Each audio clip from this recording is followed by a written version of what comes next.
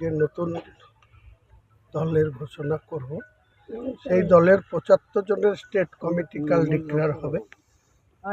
পশ্চিম মেদিনীপুরের জেলার একজন সভাপতি ডিক্লেয়ার হবে গোটা রাজ্যের মধ্যে।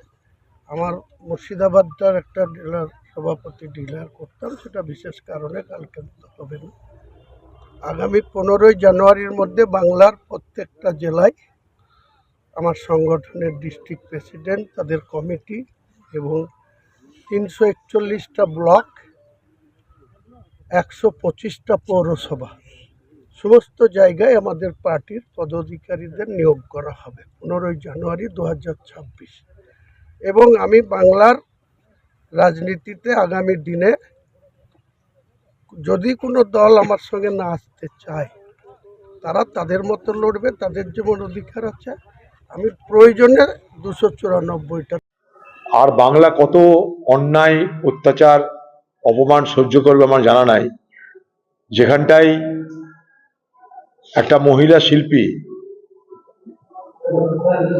তাকেও আজকে হেনস্থা হতে হচ্ছে, অপদস্থ হতে হচ্ছে তৃণমূলের কতগুলো নপুংসক নেতার খামখেয়ালি ইচ্ছা অনিচ্ছার কারণে। বাংলার মুখ্যমন্ত্রী, আপনি নিজেকে শিল্পী বলে তো অনেক কবিতা টবিতা লিখছেন, গান টান করছেন। আপনার দলের লোকেরা যে অন্যায়টা করছে আরেকটা মহিলার প্রতি, শিল্পীর প্রতি, তা আপনি যদি সমর্থন করেন তাহলে বলেন হ্যাঁ ঠিক করেছে, আর যদি বলেন আমি সমর্থন করি না, নিন্দা করি, সেটাও আপনি স্পষ্ট করে বলুন। বাংলার মানুষ আপনার কাছে জবাব চাইছে। মন্দির মসজিদের রাজনীতি তো সারা মুর্শিদাবাদে নয়, সারা দেশে তো তাই হচ্ছে। একদিন বাবরি মসজিদ, রাম জন্মভূমি নিয়ে ভোট হলো, বাংলায় চলে এলো জগন্নাথ মন্দির, চলে আসছে মহাকাল, চলে আসছে দুর্গাঙ্গন। সেখানে একটা মসজিদ হলে আর আপত্তির কি আছে? সবই কি মন্দিরই হবে? সেখানে মসজিদও হবে। মন্দির যদি সরকারি টাকায় হয় আর মসজিদ যদি ধর্মপ্রাণ মুসলমান সমাজের সেবায় হয়, দানে হয়, ক্ষতি কোথায়? কমসে কম সরকারি টাকায় তো মসজিদ হচ্ছে না, সরকারি টাকায় তো মন্দির হচ্ছে। যদি সরকারি টাকায় মন্দির হয়, তাহলে সরকারি টাকায় মসজিদ করারও ব্যবস্থা সরকারের করা উচিত ছিল। কিন্তু সেখানে যদি কোনো মুসলমান সম্প্রদায়ের মানুষ স্বেচ্ছায় শত পবিত্র হয়ে তারা যদি মসজিদ করার জন্য দান করে, তাহলে আপত্তি তো কিছু থাকতে পারে বলে আমার জানা নাই। এটা নিয়ে কিসের রাজনীতি আমার মাথায় ঢোকে না। হোক না মন্দির মসজিদ, আমাদের আপত্তি কি আছে? তার সঙ্গে সঙ্গে আরো কাজও হোক, মন্দির হোক, মসজিদই হোক, পাশাপাশি সাম্প্রদায়িক সম্প্রীতি বজায় থাকুক, রুটি রুজি, স্বাস্থ্য, শিক্ষা সব হোক, আমরা চাই। ওসব বেকার কথা বলে লাভ নাই। আগে ভোট হবার আগে এসআইআর বা যে প্রক্রিয়ায় আছে না কেন, মতুয়াতে যাতে প্রত্যেকের ভোটার লিস্টে নাম ওঠে, তার ব্যবস্থা করতে হবে নরেন্দ্র মোদী। প্রকৃত মানুষ যেটা প্রমিস করবে তার প্রমিসটাকে ঠিক রাখতে হয়। আমরা যেটা দেব আমাদের ট্রাস্টের পক্ষ থেকে, আমাদের এখানে যে ট্রাস্টের অ্যাসেট রয়েছে তার থেকে আমরা তাকে ১ কোটি টাকা দান করব বলেছি। এটা তো নিশ্চয়ই তাকে দেওয়া হবে। ১,০০০ বা ২,০০০ নয়, ১ লাখ বা ২ লাখ নয়, একদম ১ কোটি টাকা দেওয়া হবে। আমাদের এই ট্রাস্টের থেকে আমরা করেছি। আলতামাস কবির এখানে এসেছিলেন, জাস্টিস আলতামাস কবির, তার অবদান এখানে বিরাট বড় রয়েছে। আজিজ সাহেব প্লেব্যাক সিঙ্গার, তিনি এসেছেন, সুশান্ত চ্যাটার্জি জাস্টিস, তাদের প্রত্যেকেরই অবদান এখানে রয়েছে, অনুদান রয়েছে। তো আমরা আজকে যেহেতু বাবরি মসজিদ হচ্ছে, তার আত্মার কামনার জন্য আমাদের ট্রাস্টের পক্ষ থেকে ১ কোটি টাকার প্রমিস করা হয়েছে।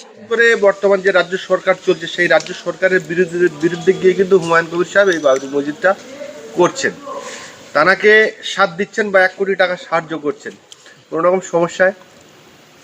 দেখুন, মানুষের সফট কর্নার হচ্ছে তার ধর্মের কাছে, প্রত্যেক মানুষের, হিন্দু মুসলিম প্রত্যেকেরই একটা জায়গায় সফট কর্নার, সেটা হচ্ছে তার ধর্মের কাছে। অতএব আমার ধর্মের প্রতি আমার সফট কর্নার আছে। আমি এখানে পলিটিক্যালি কারোর কোনো কিছু ক্ষতি বা লাভ করার জন্য আসিনি। আমি আমার ধর্মের দিকে লক্ষ্য করে আমি সেটাকে করেছি। এতে কার কি বলার আছে, কার কি করার আছে, সেটা তাদের ব্যাপার। আমি আমার কাজ আমি করেছি। বাবরি মসজিদের জন্য কেন টাকা দিচ্ছেন? উনি তো একটা, আমি শুধু বাবরি মসজিদের জন্য নয়, আমি এখানে আমার ট্রাস্টের, আমাদের যে ট্রাস্ট আছে সুন্দরবন এডুকেশনাল ট্রাস্ট, সেই ট্রাস্টের এখানে 300 বেডের হসপিটাল আমরা তৈরি করেছি, ল কলেজ তৈরি করেছি, একটা বিএড কলেজ আছে, একটা স্কুল চলে, একটা নার্সিং ট্রেনিং কলেজ করার এখানে একটা আলতামাস কবির বলে গিয়েছিলেন যে এটা একটা এডুকেশনাল হাব। অতএব এই পরিপ্রেক্ষিতে কে কি বলবে সেটা নিয়ে আমি তো চলতে পারি না। একটা কথা বলবো, কে কি বললো আমার দেখার দরকার নেই। আমি একটাই জিনিস বলবো, মানুষের ইজ্জত দেওয়ার মালিক উপরওয়ালা, তাকে বেইজ্জতি করার মালিক উপরওয়ালা, তাছাড়া অন্য কেউ নয়। অতএব আমি উপরওয়ালার উপরে ভরসা করেছি। আমি আমার যে বাবরি মসজিদের ব্যাপারে আজকের আপনাদের বলুন না, আজকের বাংলাদেশের মতো জায়গায় যেখানে মইনুল হক এই উদ্যোগ নিয়েছিলেন যখন বাবরি মসজিদ ভাঙে সেখানে করার জন্য, মামুনুল হক, সেখানে কিন্তু সেই আমলে সেটা তো মুসলিম কান্ট্রি, তারা সেখানে করতে পারেনি। আজকের আমাদের মহামান্য আদালত সুপ্রিম কোর্ট জায়গা দিয়েছেন, সুপ্রিম কোর্টের জায়গা আমাদের বাবরি মসজিদের জন্য দেওয়া হয়েছে। যেহেতু জায়গা সুপ্রিম কোর্ট থেকে বন্টন করা